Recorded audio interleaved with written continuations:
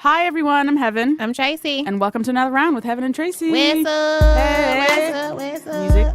Music. Music is happening. Music is happening.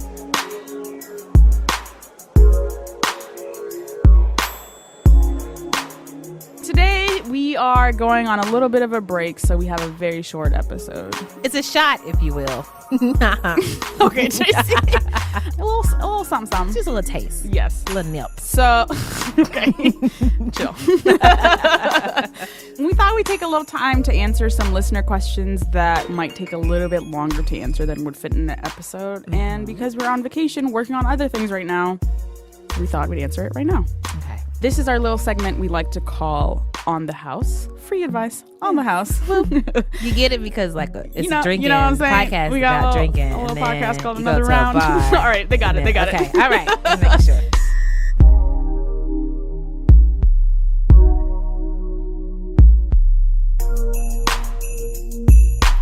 So today's question is a variation of comments that I find that we get a lot via email and via Twitter, and it concerns the N-word, known also as nigger or nigga. Mm-hmm.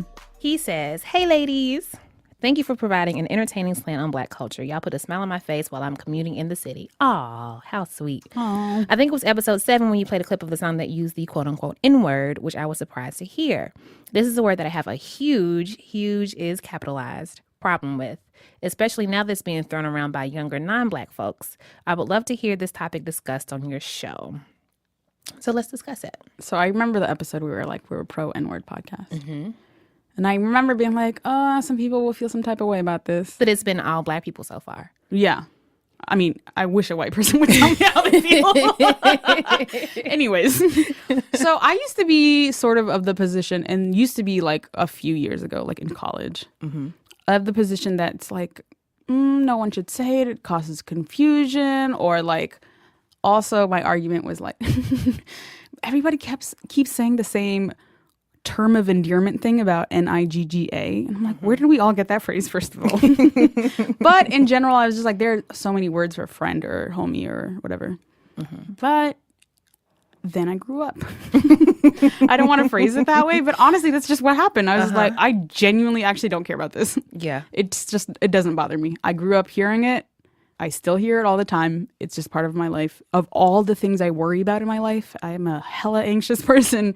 This is negative 0% of what I worry about. Also, all the conversation about the N-word keep asking like, does everyone know the rules? Yes. The answer is yes. We all know the rules. So I'm just like, we're going to say it if we want. You can hear whatever. Yeah. If you don't like it that much, I would hate to see you go. Yeah. I think that there's part of my brain that's obviously very conscious of the fact that I'm in mixed company. Oh, yes. Right now. And for most of my life, like even on Twitter. Yeah. You know, I know that I have a lot of white followers. So I don't say it as much as I think it, or I don't type it as much as I think it. Or as much as I would say it in like normal relaxed situations. Yeah.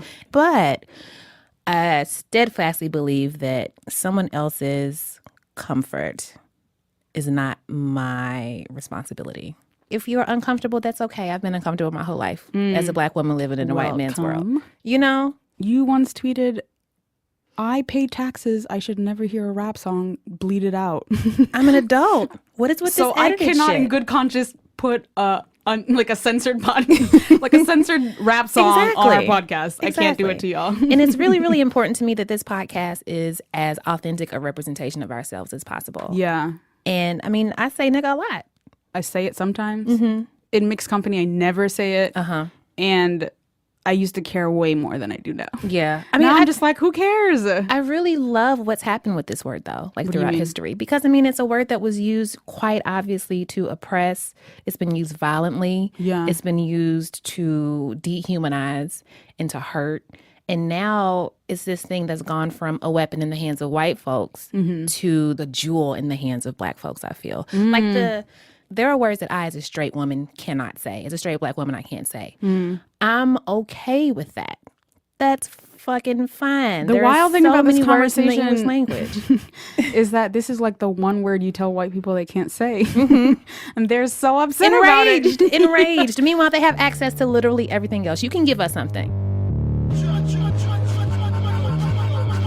when I went to use this, it was like a sea of white people saying the N-word. And I was like, oh my God. I was not prepared. You see, it's broke, nigga, race him. That's that don't touch anything in the stove. And it's rich, nigga, race him. That's that come in, please buy more. What you want? A Bentley, fur coat, a diamond chain? All you blacks want all the same thing. Used to only be niggas. Now everybody playing. Spending everything on Alexander Wang. New slaves. There was a point during the George Zimmerman trial. Racial slurs were like a big part. Like, did George Zimmerman say this particular slur? Did he not? Trayvon Martin's friend, Rachel Gentile, was on the stand, and she's considerably younger than either of us are, me especially. And at one point, they were asking her about, is the N-word something that you use in anger? Is it something that you use for just black people or people of all races? And she was like, no, I mean, it's just what you call your friends, your homie, you know? Yeah. If you see a Chinese person, she's like, oh, that's my Chinese nigga over there, you know? And so I have to keep in mind that language is generational, and that with each generation, definitions change, the usage becomes more lax. So when I hear like younger people of different races saying it, I still wince, like it's still jarring. But I'm just like, you know what? Times are changing. Wait, really? Things are different. Yeah. I mean, it's not like I'm not bothered by it, because I am, but I just know how language works. You know what I mean? I'm not saying it's okay. I'm just saying that I wouldn't be like, y'all need to stop saying the N-word. Y'all don't know y'all history, blah, blah, blah, blah. Because that's what people in the generation above me is saying. Like Al Sharpton in the NAACP when they tried to bury the N-word. I'm just like... Very dramatically. So dramatic. Like with an actual casket. And I was like, yo, this is dumb as shit. It doesn't feel good to hear. But I definitely believe that the N-word for a 17-year-old functions way differently than it does for me. Evan is looking at me with a very unconvincing face.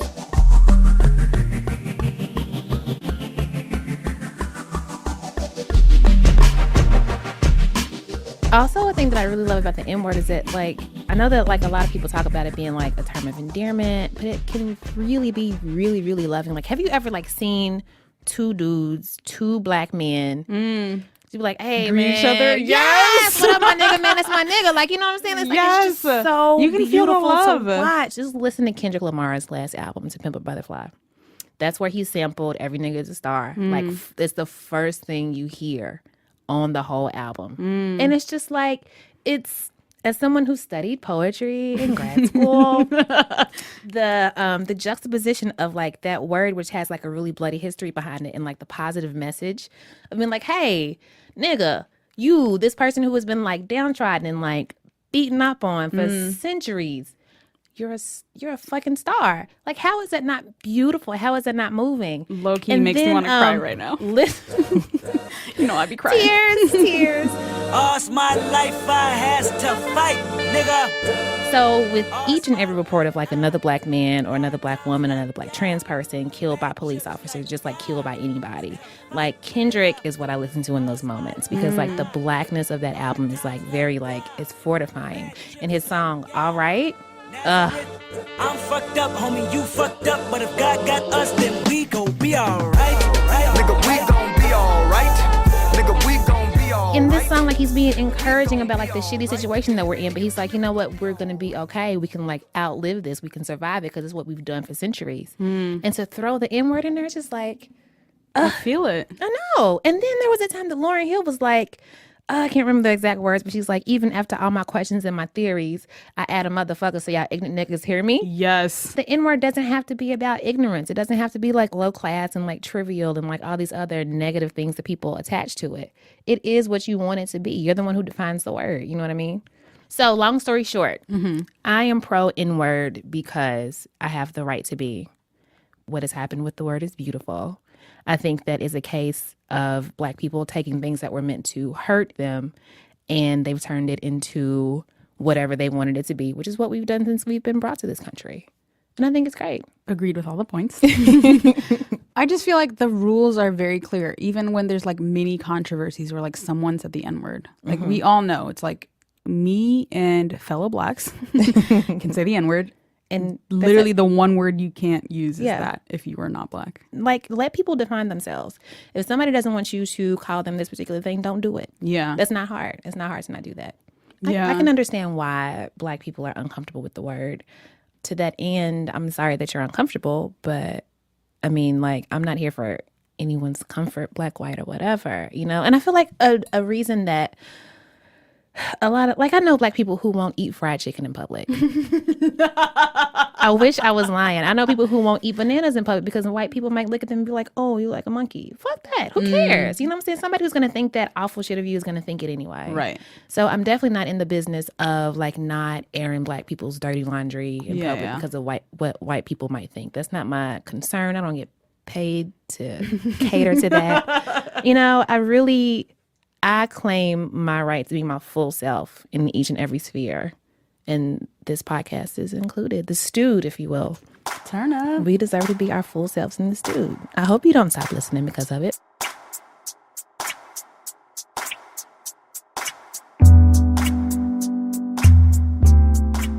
Shout out to the Pod Squad for recording this tiny session. Eleanor Kagan, Julia Furlan, and Jenna Weiss-Berman. Also, Paul Ruest. At Argo Studios. Our fave. Thank you to Jean Gray and the illustrious Don Will of the almighty Tanya Morgan for our custom music. Please follow them on Twitter at Jean Greasy and at Don Will. That's DONWILL. And if you are having any issues, you got some problems, you got some stuff that's just not going well in your life, you need some help, we are two uncertified women who will happily give you advice that you probably should not know. You should definitely seek out a therapist. Yes, we listen. But we're here for you. We're here for entertainment purposes only. Do not sue us. Please. But we do care about you, though. I like to end every advice segment with, like, I don't know. Just so you know I didn't fuck up your life. I like to end things with, but I'm a hater, though. So who knows? All right. Well, let's just leave it on that. Yeah. All right.